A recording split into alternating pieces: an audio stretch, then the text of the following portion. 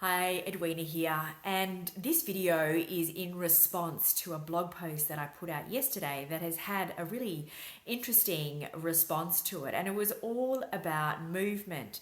And I talked about my experiences as a teenager with sport and high school, and just how horrendous it was and how damaging it was to my desire and my motivation to do sport or to move my body, right through until just in the last couple of years. And I'm 45 now, so that was a pretty big gap of not doing sport when sport would have been so beneficial to my well-being.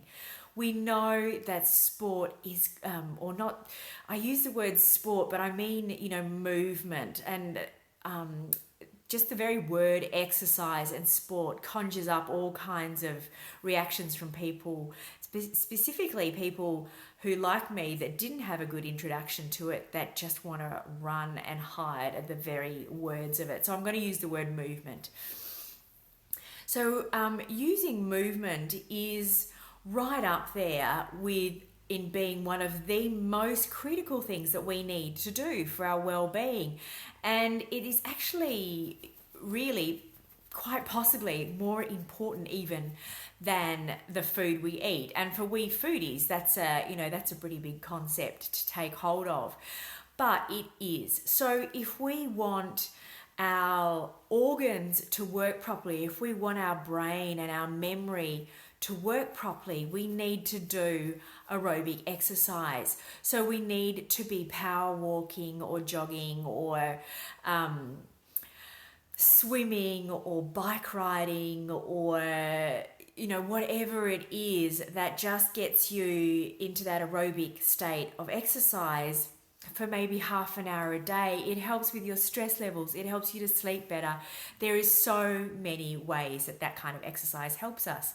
And we also need to be doing some kind of weightlifting, whether it's using our own weight, as in doing push-ups or pull-ups or lunges or planks or whatever it might be, burpees, all these different things, and stretching and encouraging our body's flexibility through yoga or Pilates.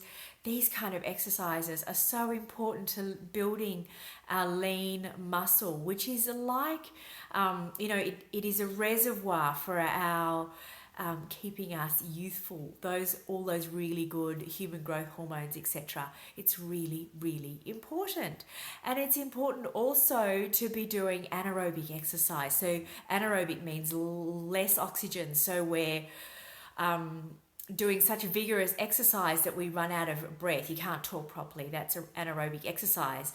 And one of the most powerful ways to do this is through Tabata. And this is a fairly new thing, but it's doing really short bursts of high intensity exercise, resting, and then doing another short burst for like 30 seconds or whatever.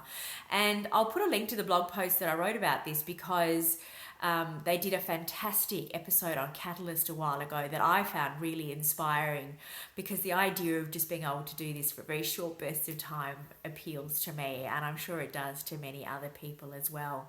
So check out that episode, which will be linked. I'll have that link in the blog post below. But we need to find a way to get our bodies moving, whether it's incidental exercise or planned exercise. We need to do a bit of both. And mamas, we need to lead the way for our teenage girls. It's really important that we set the example and that we start this healthy programming happening for our girls. And for many, the sport that they have to do in school is quite simply the most humiliating and embarrassing experiences that many will go through. It certainly was for me. It damaged my self-esteem enormously. It was so humiliating, and I had so much shame around my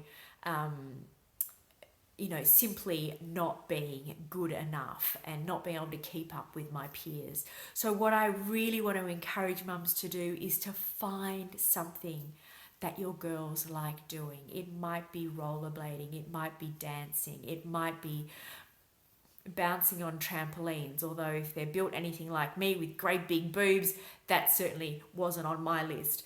But it might be that they are the ones that, walk the dog every afternoon. It might be, I'm going to go blank, playing tennis with friends. If for some it's going to be team sports, and for others it's going to be something that they want to do, not where anybody else can see them. But you've got to find something that they enjoy doing.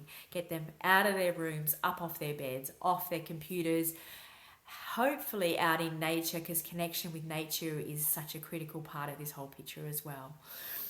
Anyway, that's my thoughts for today. Check out the blog's post, subscribe to my channel because there's going to be a lot more to come, and I look forward to seeing you in the next video. All right, that's bye. I just kicked the table. It's bye from me today.